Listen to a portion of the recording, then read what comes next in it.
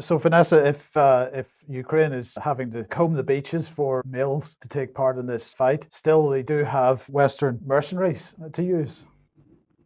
Yeah, just quickly going back to the shelling of Donetsk report also, there are strong evidence available now that France has been supplying cluster munitions for use against civilians in Donetsk, and that is effectively a war crime. Of course, we'd seen that very prevalent in Yemen, particularly in northern Yemen, US cluster munitions used by the Saudi coalition against the Yemeni people and civilians, particularly in the north of Yemen. So just another point to make, that what is being thrown at the civilians in Donetsk is absolute supreme war crime, which is being ignored by Western media and officials, of course. So what we're going to do today is to look at some more of the British mercenaries fighting alongside the Nazi battalions and the Ukrainian forces against Donetsk and Luhansk. This guy, Daniel Burke, this report is a BBC report from 2020. Burke was a former paratrooper parachute regiment in 2007 to 2009. In 2017 and 18, at the same time, if you remember, as Mesa Gifford, who has established the equivalent to the White Helmets in Ukraine, in Lviv, the headquarters of the NATO military trainers and recruits coming in from abroad, and of course of the various Nazi fascist battalions in Ukraine. So in 2017-18, Burke was fighting with the Kurdish Contras in the northeast of Syria. He came back to the UK, I believe, in 2019. He was then intending to go back to Syria, and he was arrested and imprisoned for 8 months before his case went to trial. It was then mysteriously dropped.